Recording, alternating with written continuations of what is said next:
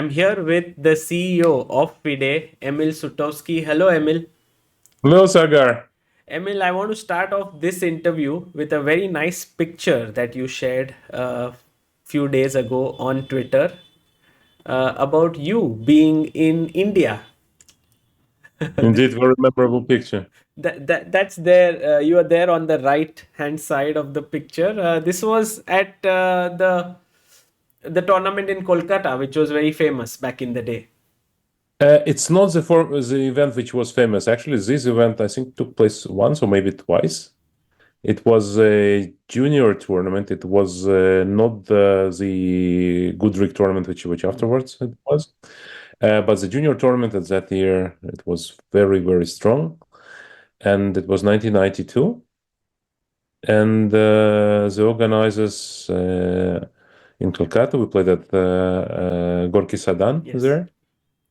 And they invited the top junior players from many countries, including several reigning junior world champions. So you could see on the picture Almira Skripchenko there. She was a world champion under 16 for girls. Mhm. Next to her, you see from one side the guy in the pink is Yuri Tikhonov, future grandmaster from Belarus. He was that year world champion under 14. And you see the Georgian player under 12 world champion Bakhtadze. Uh-huh. I don't think he became grandmaster. He became international master only afterwards. Right. And of course, there were also very good Indian young players there. Right.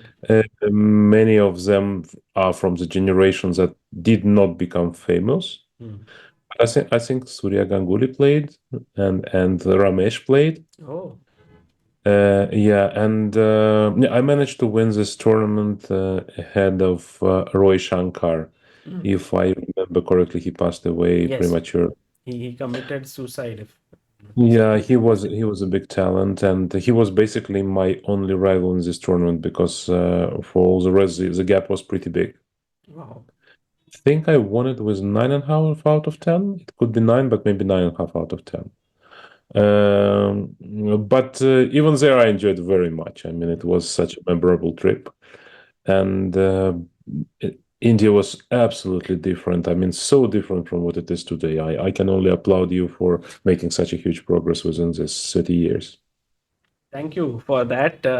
Currently, we are in this period, which is personally for me and every other chess fan so exciting because in roughly 5 days from now, we are going to have the Chess Olympiad. Then there will be the match that will be coming up, and towards the end of the year is the World Rapid and Blitz. So, three massive events that are coming up. I think that's exceptional end of the year. I agree with you, and the Olympiad is of course going to be very exciting for Indian spectators because India is one of the favorites both in open section and women. Yeah, we are already approaching it. I mean, next week it starts, so Yes. it will be extremely exciting. How happy are you with the preparations related to the Olympiad? In 2022, it happened in Chennai, and I could see the scale and the magnitude of preparations that went into such an event. And now it's happening in Budapest, Hungary. How is it going? Well, I have to say openly that this time my involvement is much less than it was, let's say, in Chennai, because due to our packed schedule, we agreed that I will be taking on myself everything related to Singapore and New York. And Dana Reznitsova, she would be in charge of preparations for Olympiad. Of Okay. course, I help resolving urgent issues or somewhere talking to important people to resolve it. But I'm much less involved than usually, and let's say any credit should go not to me because once again I'm only like helping when I'm needed, but I'm totally focused on New York and Singapore, which are two remarkable and not your typical world championship match or Rapid and Blitz, which are always remarkable, but even these times is bigger. You have to elaborate on this point, not your typical matches or world champ. Because I was there in Dubai at the 2021 World Championship match. Also, the Nepo versus Ding match, which happened in Kazakhstan. I followed it very closely. So, of course, everyone's very excited for this one, Gukesh versus Ding, happening in Singapore. If you could tell us a few things, what's going behind the scenes, it would be amazing. Well, it's a lot of preparations, of course, obviously, in terms of how the match would be staged where. So we announced already the venue, which would be Sentosa, which is a Yes, famous. that's huge. It's a huge place, and the venue itself is very nice. It's like huge conference hall and very suitable to host. We are actually not only at one conference. There is a conference, but also adjacent buildings and lawns and some sort of glass buildings and so on, which would be all around the match. It would enable high quality event, both for spectators and also for broadcast, and also for those who would decide just to jump and to see the match. But also we are making much more activities around it. We are having very big open event. Yes. We expected to have several 2,700 players, and Wow. yes, it's going to be very strong. And I want also to praise Singaporean Chess Federation and Kevin, who is doing a remarkable job. Of course, we are working in a very close cooperation. I basically start every my day from texting to Kevin because due to time difference. Also, when I wake up, and you know me, I used to wake up around like 6 a.m. typically. So, but it's already middle of a working day in Singapore, so already many questions. And it goes well. And we signed one absolutely major partnership, which is going to make this event unique and of a different magnitude. Unfortunately, I cannot disclose it at this stage before we go with a really public release on that. But it's a, let's say, something that of a different scale from what chess community have seen in anything in 30 years. Let's put it You're this talking about a sponsor for this event, right? way. Sponsor partner, yes. Got it. Got it. Okay, we'll wait for that announcement. But overall, I think the World Championship match in itself is looking more and more exciting. Ding is kind of getting back into his stride, although still not yet up to his best. And of course, Gukesh also didn't look extremely impressive at the Singfield Cup. He made 9 draws. So I don't know what's going to happen there. So from a competitive perspective, also, it's going to be quite nice to follow it. Gonna be exciting. I think any forecast based on Ding's rather poor performances last year is not exactly meaningful here. We saw Ding even in the match with Nepo. Mm. He looked fragile and not very impressive at the beginning, but somehow he managed to find this inner strength and then to prevail. So I expect it to be a very close match. But for the spectators, once again, I think first of all, the players have an opportunity to play in an open tournament and then to witness a match. So it's great because it could be the venue for the open tournament is adjacent also to the venue of the match. So you could visit both. It's also that we plan a big program with the fan zone. Wow. Yeah, and it will be every day we'll have special guests there, some of the very famous grandmasters. And I mean, starting from Vichy, but also we're going to have several real stars. I think I should wait with an official release on that, but trust me, we'll have like a string of former world champions and the contenders and so on. So if the audience comes there to watch the match, they will not only get to see the games with commentary, but also get to witness up close these living legends. Yes, yes. I mean, I cannot know exactly the schedule on which day, Hmm. but there will be almost every day we'll have someone of a Wow. very high chess profile people to communicate with people, to maybe to explain partly the game in the fan zone. Maybe we also plan to have simul displays almost every day, almost for many interested people, just to take part, and once again to play with the top people. And we also are going to make probably 4 days camp for the best junior players, Wow. who would be taught by the world's best trainers. Once again, it will be all for free. It's just we will be inviting these players, and we have already invited several players, and it will be like a dozen, maybe a bit more,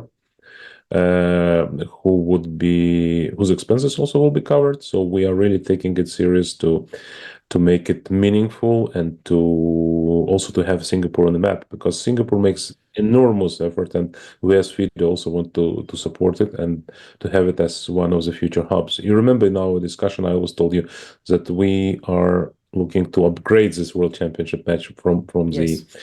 the standards we had. So in every possible way, once again, the most meaningful probably is the cooperation we're going to announce next week, and that how it will impact the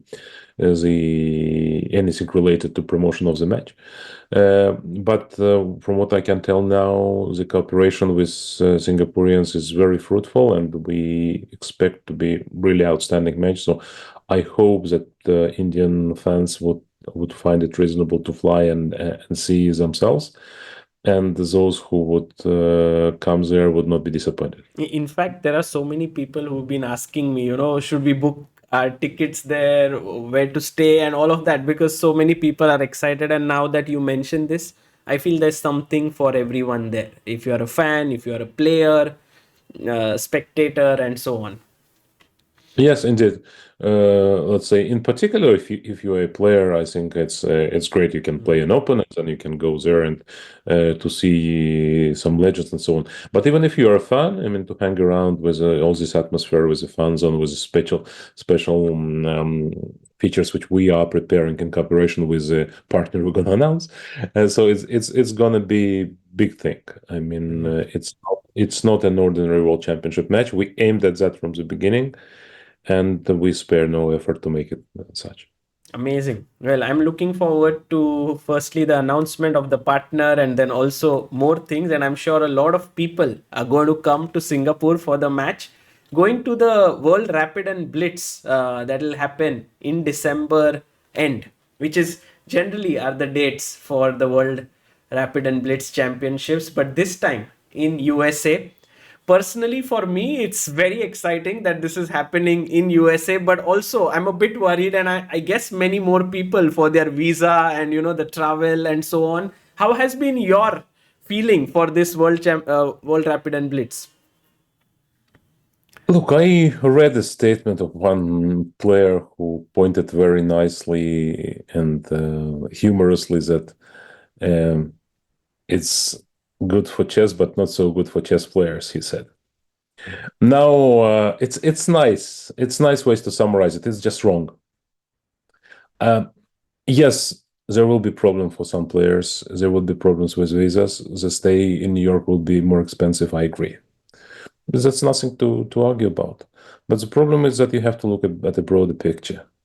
It's a sort of an event which is capable to take chess on simply on a different level, to build bridges with major companies, with financial institutions, with networks, with TV networks, and that's so meaningful. I mean, to have chess not just in New York, because New York, I mean, there are like 10 different New Yorks, but to have chess played on Wall Street, Yeah. in the heart of financial district, and to have it also at a level we are organizing, that's exceptional. Of course, once again, people often forget when we talk about accommodation costs and so on. All the top players will be provided all this accommodation, so for them is not an issue. Now, for FIDE, of course, we have been doing a lot of effort to maintain this format, to have so many players, to have a possibility for a 25, 50 player to come and play Magnus Carlsen and all the rest. For us, of course, let's say it's important to give opportunity to representatives of the countries, and so on and so on. We are paying high price for that because it requires much bigger venue. It requires much more arbiters. It requires a lot of logistical issues, which, if you would recall, at the beginning, these championships were round robin tournaments at all, and very Right. simple. You invite top 16 players, Yes. you can have whatever you want, and it's very simple. We actually, okay, it started not with the present FIDE administration, but we believe it was a good idea to go with a broader format. But of course, we cannot not to have a championship in New York because the prices in hotel are more expensive. But the good news here is that we are, let's say, bringing here a major difference by securing massive hotel discounts. I mean, they still would be more expensive than your ordinary place in Europe or India, but massive. I mean, much less than it would be on Booking or so on. And we will publish it already next week, and I think it will be a pleasant surprise to many. And those who claim that the rooms would cost 800 or 600 or 500 would be disappointed. I mean, it will be much less. So we are doing our work, and I hope we'll deliver as we usually typically deliver. Yeah, visas is a separate issue. Visas is a separate issue. Here it's very difficult because FIDE, as strong it is, we cannot really do much with State Department and the decision how they issue visas policies and so on. Of course, we back up players with invitations. Of course, we support them with all sorts of letters proving that they're really coming there, that they're professional level and so on. But the final decision, rests with American authorities. My experience suggests that most of the players, vast majority of the players, would be allowed in. Brilliant. Also, the fact that it is happening there is a great development for chess, and also, tournaments taking place in different parts of the world is very important. But this year, is there some idea or some plans to change the format of World Rapid and Blitz? Is that on the cards?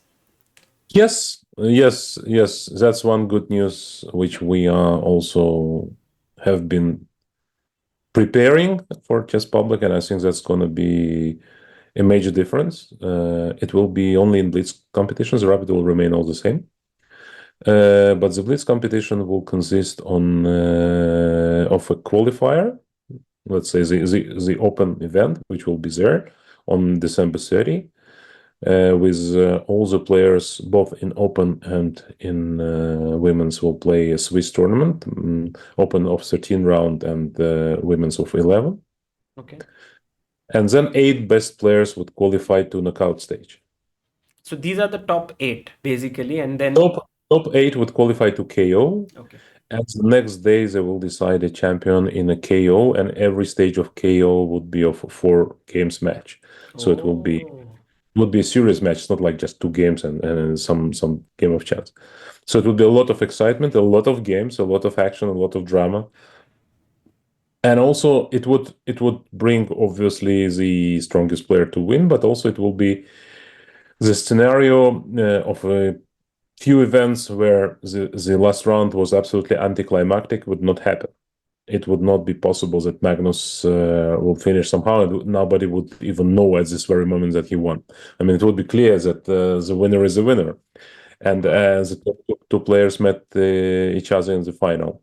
I think it's good for publicity, it's good for any broadcaster, it's good for networks, it's good for chess fans. They would know that that's a final game, because if they don't know who's playing for what's happening on board 3, and maybe the winner is determined there, it's not so good.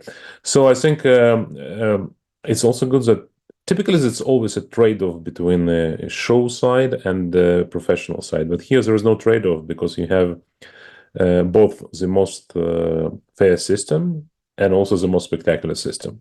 For example, in the rapid section, we couldn't allow for that, because in the rapid there would be a massive trade-off for that. You would have to have much less games, or to have some other things that wouldn't work because you cannot, or to have additional days, and that would be difficult.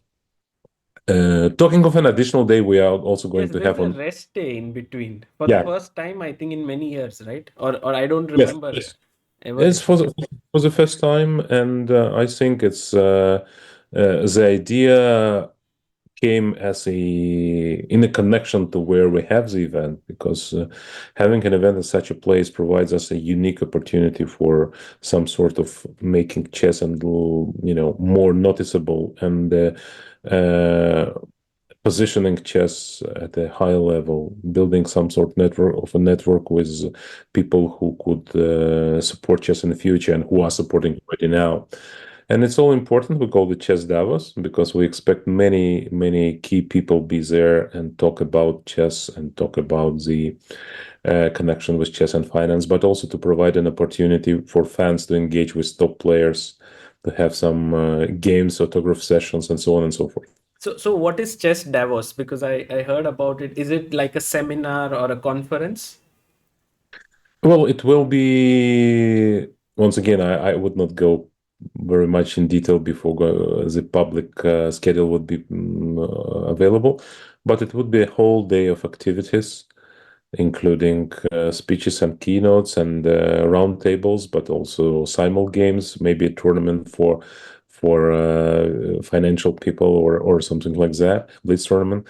It will be, of course, a networking and gathering and discussion. It would be autograph session with legends and opportunity to actually engage with players, because what we have noticed during the World Corporate Championship, which we had in June, there's so many people in particular in finance world who are simply in love with chess. It's Yes. it's just stunning. I mean, I spoke to managing director of BlackRock, and the numbers he gave me that simply was smashing. That I mean, BlackRock New York alone has like maybe 200 players. Their club, Wow. the people who are coming to their chess club, yeah, and that's their employees, and that's a big number. And it's also in other companies, and I think that's a great opportunity. And once again, we often think about chess as about niche thing and our little cute world, and we know that players would like to travel to play all their games, hopefully to play well, but if not, to go home early, and that's it.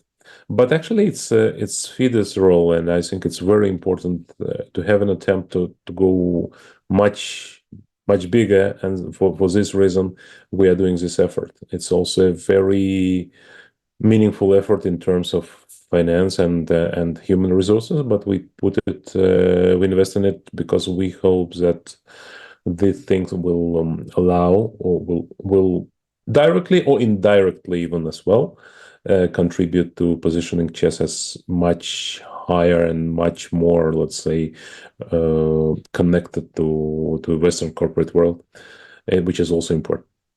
This is just brilliant because, like I totally get it what is happening here. You're bringing together the different companies, the different corporations through the World Corporate Championships, now this Chess Davos. And actually, these are the companies who would get invested into chess, bring forth many more things. Everyone in the system would get benefited by it. So my question is, what exactly has changed recently, or what has happened that FIDE has started thinking on these lines so seriously? Because this thought was always there. I would hear about it from so many years, but now there's real action, there's tangible steps being taken.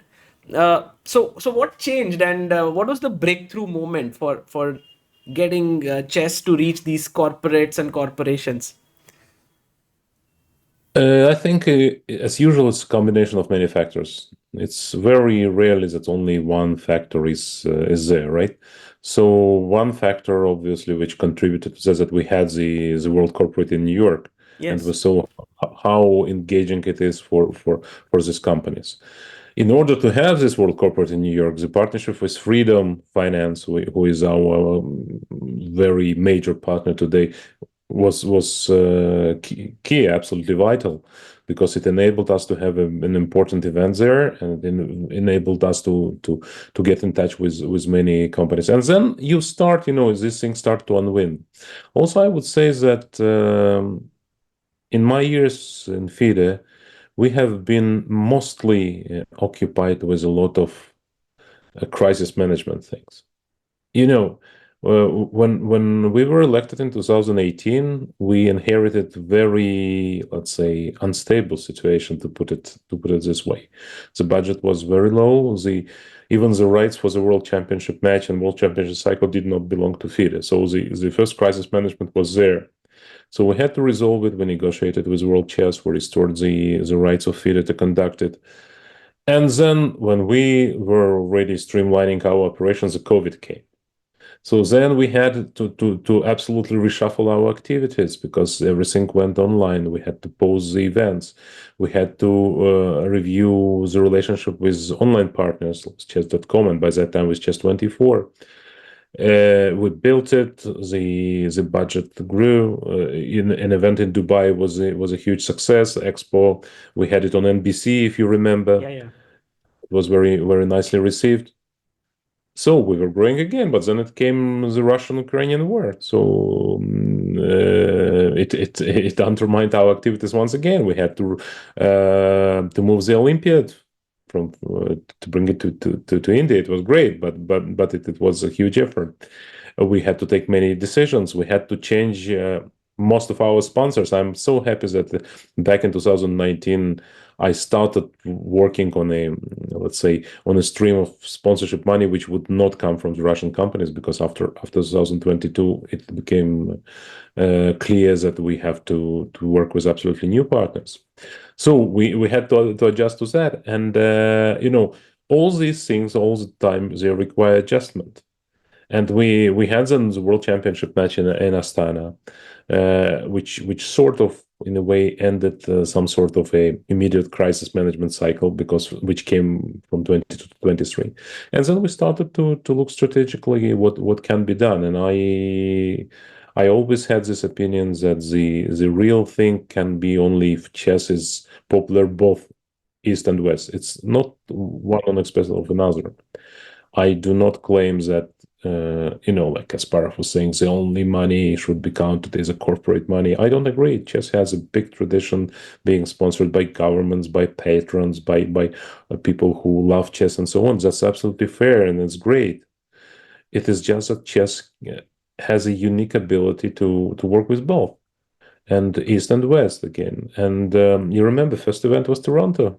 It was March 2024 already. Yes. And huge effort, because Canadian Chess Federations, they helped us a lot.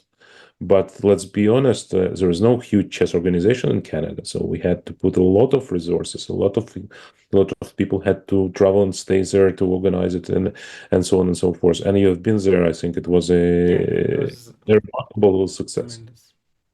And at the same time, we do not stop with the events which we have. We always come with something new. I mean, this new World Rapid and Blitz Team Championship, I think it's a great idea. Yeah. And last year, many people were skeptical. Now, I think everybody was elated with the So way many it was. emotions, so many. It was very unique, having the last board as an player below 2000 and all of this kind of new ideas, and it worked out. Yes. So this, and there's so many new projects. I mean, this World Corporate, for example, it's also absolutely new. Or we do a lot of social things which are less noticeable, but you know how many efforts is that? I mean, let's say in 2023, in January 2023, we held the Paralympiad. It's a huge project, very difficult project, but we made it because it's important. Women's chess, first time ever we have Grand Prix of 6 stages and not 4 stages, with money significantly improved and so on and so forth. So we constantly work on that, and between this crisis management and strategic vision, you always have to find a balance. It's not easy. But I think slowly you also build, and you can leverage on your connections already. You don't have to look for somebody new one every time, right? You already have some sort of a potential organizer, and I'm very happy that for the most of our events, even for now, maybe for nearly every event, we have more than one candidate to hold it. Mm. Now we're talking World Cup 2025, and I can tell you that there are already two bidders for Wow. that.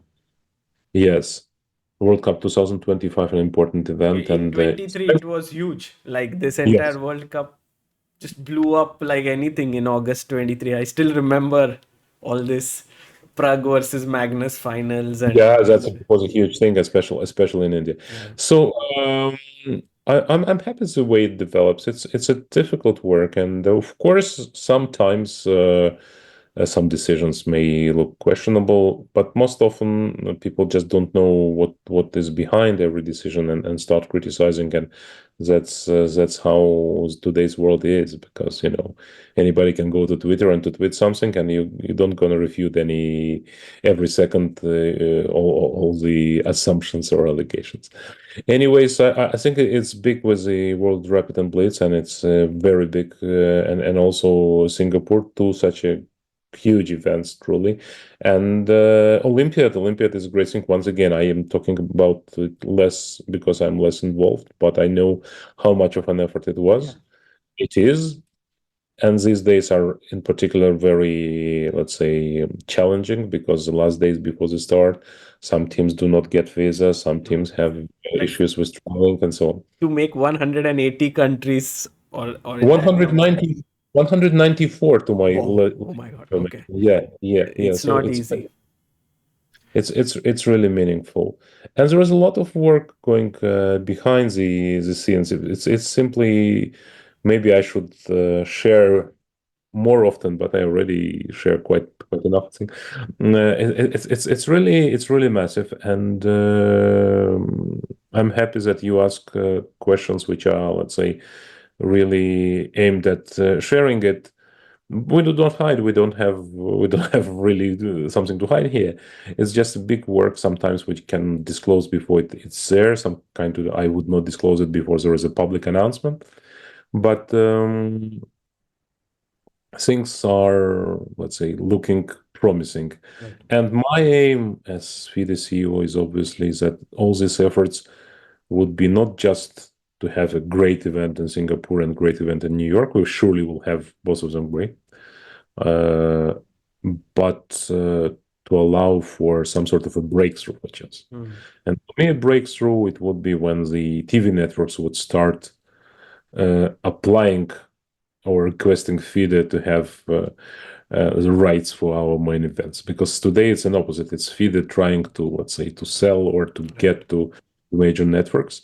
I think the day will come where the networks will be chasing us like they're chasing any major sport. Mm. We will not be as popular as football or as cricket in India, but I think we could be on a different level from what we are today. What do you think is the key element to make this happen? Where to make TV networks start getting interested in chess? There are several components to that. One, unfortunately, and it's a very difficult one, is a format, because for many networks, it would be simply impossible to have anything live in classical chess format. And that's sort of a trade-off, which is we are not ready, at least yet, to make, because the situation where you replace your classical world championship for something much quicker just for the sake to have a chance to be on TV is no good. If you have a situation when you have a proposal, multi-million proposal to change it, to adapt it, but backed by financial, let's say, investment, which would help the chess world enormously and would make things different, then we can But consider. what is the value of cutting ties with something that began in 1886, right? The first World Championship Yeah, match. I mean, it's a good question. what money would justify that is I always think about this, that what will change that? Perhaps it's there's no price to it, right? There is, I think there is. It depends. I mean, I don't think you should you cannot replace the classical world championship with the Blitz World Championship. But let's say to go for a format of 2 games per day, I think you can. There is a let's say logical ways to do it, but once again, yes, there is a price to it, and but more importantly, it should not be one time off. It should be some sort of a, I don't know, at least 5 year long program of investment, of promotion of this thing. It should come also from some big major partner who would be, let's say, interested to leverage on popularity of chess in the world, and then to go with that. We don't have such a partner at the moment. We did have some proposals last year, which we declined because they were not impressive enough. But the partners were of the absolutely first rank, but not the proposal. But we think that the time may come. Actually, for the format of two games per day, we will be sending a survey to players to ask them their opinion if the format of 2 games per day would be suitable for a World Cup format. So to play every stage of the game instead of 2 games, to play 4 games, but 2 per day. That's going to be intense. Yes, and we would not go for it unless we see that players, and it's not only top players, but we will ask about 100 top players supportive of the idea. Once again, it's always a question of chicken and egg, because some say you would never have it before you switch. So, but we would not switch World Championship match before but the World Cup is a sort of a competition that probably we can try and do it. But with the World Rapid and Blitz, it's a good indication, actually. It will give us a good indication of possible popularity of the event. We bring it to New York. We bring it to at the Christmas time where people are sitting at home and watching. By the way, you didn't ask me about criticism for the dates, so Yes, I think go a ahead. lot of people, but Yeah, attack you me know, more, because I otherwise people are complaining you it, don't attack me enough. it's not about attack. It's like every year it happens Yeah. on these dates. So like for me as a person who goes to these tournaments, I'm used to spending the new year in the flight or but I guess this time there have been more discussions around this subject. No, I think it's just how any big sport is. If you would look at the calendar of sport events, I spoke to major networks, TV networks now, with ESPN, with NBC, with Fox Sport. The problem is that they have already their schedule full, because all sports are played this time, including December 31. Be it college football, which is incredibly popular in America, NBA, NHL, they are playing on December 31 night. And that happens in many sports. In biathlon, the ski sport, once again, 31-1, there is a famous race. It's not just a traditional nice race. It's a very important from sportive perspective. And many sports have it. Look, I think when we discuss it, people often forget how it is in other professional sports. Tennis, where people are really, I mean, stars, millionaires, and so on. Djokovic or whatever, Sabalenka, they play till 3 a.m. or 4 a.m. Imagine if in chess anybody would make you to play it just to to please the audience, because it would be a convenient time. They are playing this. I mean, in Australia, because time difference, all the matches start that late, and often and after 3 a.m. and usually after 2 a.m. But 3 or 4, it's also can happen. And it's in many other regards, the sport is like that. Uh, Unfortunately, when FIDE has to decide on these things, there is no way to please everyone. You have to we always try to be accommodative to all the requests, but also we have to look at how the event will look for the outside world. What is the chance for us to leverage on this event to make chess more popular, more engaging for fans, more attractive? Uh, Those who say that I would not sit and watch chess on December 31, maybe some would not, but maybe some would. I mean, it's in many countries people do sit and watch it in a sport night. But again, I think it's very difficult to compare, because chess is so globally popular that you have so many people with different culture and different habits. that inevitably somebody would be unhappy. Christians have one opinions, Hindus different, Muslims third, Jews fourth, secular people fifth, and it also depending on gender, on age, on the country of origin, and so on. So and our mission in FIDE is also difficult because the responsibility is on us. And we take this decision, and at the end of the day, it turns out that for some reason, the event in New York was not as grand and didn't bring as many dividends as we think it could bring. We could get people unhappy. Why we have? But that's our chance for a breakthrough. It may not succeed. But think about it. Can you think of a better way to try to make a breakthrough than having a World Rapid and Blitz in New York at Wall Street? No, I mean I can. you have to try. That's the main Yeah. thing. That's true. But we were talking about these TV networks, and you did speak about the format. Is there anything else that could be important in this regard? Yes, that's why also we think that the format could help. Yes.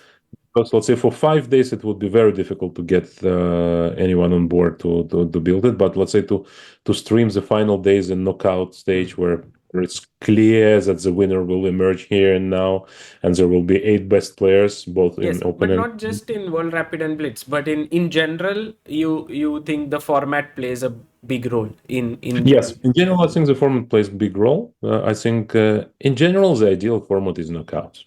Okay. It's Yes. clear to everyone. Yes. It's the best. The problem with knockout is relates to an essence of chess because you do not want to have a knockout tournament all over the place to have players arrive and leave immediately, right? So we always think about, I mean, maybe double elimination, or how would it work?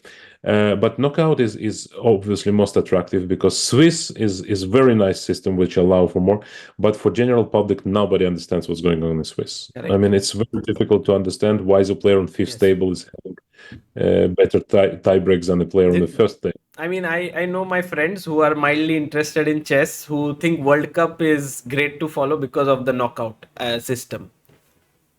Yeah. So let's say if you ask what would be my dream scenario if things go well and we have massive sponsorship to back a series of events, I would say probably something like 6 events a year with knockout format with best players, maybe 32 best players, but also alternating, so it would allow for more players to take part. And maybe some sort of like that, like similar to tennis, Grand Slam, right? But it is all connected, you know. The problem in chess that if you want to have a long tournament, then you have to have to stop somewhere the number of participants because you cannot go beyond 32. Because beyond 32 you cannot go with classic because it would be, you know, if you play just like that, you simply would have too long event and it doesn't work. And if you want to finish it within 2 weeks, it has to be maximum 32 players, right? So you play 2 games of classical and then one tiebreak. Not easy. Also, another problem of the chess world that traditionally there is a difference between official competitions and private competitions because you have Grand Chess Tour, you have Stavanger, you have Vike, you have Dortmund, you have so many events. Sorry if I forgot someone. And it's not easy to unite it under one umbrella. Basically, at some point, there were talks with Grand Chess Tour uniting the Yes. umbrella with, but it didn't work. I think it was not the best decision of Grand Chess Tour because one thing they lack is basically the fact that there is nothing on stake in the event except of the huge money. The money is huge, the organization is excellent, but what our players are playing for is unclear. And any FIDE event, even if it were with much less prize money, would be followed because it's a world championship, it's a qualifier, so I think at one point organizers also should find together with FIDE find a way to be under one umbrella, and it would be beneficial to all. And I think we are open to discussions and to any sort of reasonable cooperation in this regard, be it with Stavanger. I've been there this year, and we had a very nice communication with directors of tournament, be it Vike and be it Grantchester. I think everybody would benefit from having it under one umbrella, and as such, it would be also easier to sell to the third party. And what are your thoughts on the freestyle chess, which recently received quite a major backing? I think it was $12 million, and that's also something which has now is gaining prominence in the world of chess. So, what are your thoughts there? I have mixed feelings. From one perspective, I'm absolutely delighted that there are more events in chess and more money in chess. It's good for players, and actually, arriving water rises all the ship, right? So it's good because the players who participate there will earn more, the seconds will earn more, and as there will be more tournaments where these top players would not participate, vacating slots for other players, and that's good. How sustainable it will be, it's a question, because as long as there is no, let's say, established calendar of the event for maybe for the first year it could be, but for something for longer type of a cycle, it is sort of a venture, basically venture business in an attempt to have an investment to try and sell it, to sell the idea of new kind of approach of chess, and of course leveraging on Magnus' name, who is of course such a great name that could help selling almost any type of chess. So it's too early to judge, I would say. I spoke to Jan on many occasions, and I liked him a lot. And I think he's a person we are lucky to have in the chess world. Said that, I don't know yet, and I don't have maybe enough details about the feasibility of the whole project to become something truly meaningful.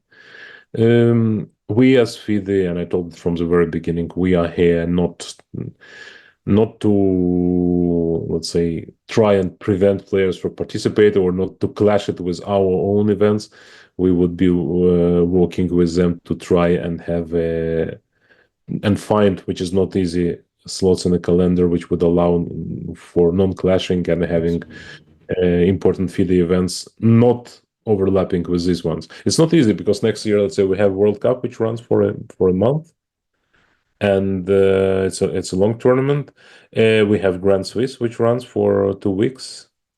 We have Mahindra Chess League, which is approved by FIDE, which runs for 2 weeks. So these are long events. Actually, in women's chess are even more, because the Women's Grand Prix is there, Women's World Championship matches there.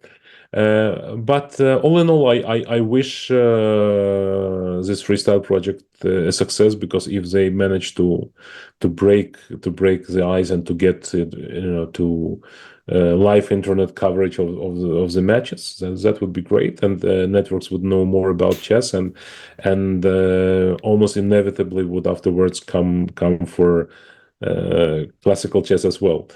Said that, FIDE also had spent quite an effort and money for promoting Fischer Chess early on, with staged the World Championships and so on. Not so easy, but let's see. I mean, I think the first year would be a real test, because you remember, even this year there were big plans. I mean, the first event was fantastic in Germany, then there were plans to have it in India, but it didn't work. Let's see how it works. I wish the organizers to success and to run it at a high level, and of course we will be open to any sort of cooperation. Thank you, Emil, for all these insights, different insights. My final question to you is, I see that a major part of your schedule in the day, or let's say the work that you do, is revolving around how to get more sponsorships or more money into chess. What would be the other things that are very important for the CEO of FIDE? Like, what are the other things that you focus upon apart from this? That's only the visible part, I would say. I mean, there are many things I care about, and let's say everything which is related to rating. I think rating system is very important for chess because we have I think quite a great legacy from up at Elo and then improved throughout the years. And I'm also reviewing the work of qualification commission, which overviews the ratings. And when the rating reform started, it was due to my insistent recommendation to start developing it. And we hired Jeff Sonos to help us with that. So this is one important thing. Of course, for me, it's important to see how the global perception of chess is. Not necessarily the financial wise, but it's indirectly helps you when you know that more and more players, more and more people are playing, watching, following chess. Then indirectly it leads to better partners or better events at the end of the day. So this is also under my maybe not immediate supervision, but I always follow that, and I talk to people. I talk to my team. I also talk to external people. But you are right. My after all, my day is not limitless, so I have to focus on something, and I think the main point where I can make a difference is trying to secure the ways for chess to have this breakthrough. I think we've passed a long way. I mean, from having a world championship which we inherited in 2018, where players Magnus and Caruana, I mean, absolutely great players. By that time, number one and number two was 28-44 or 28-51. I think that was the ratings. They were playing for what, $1 million.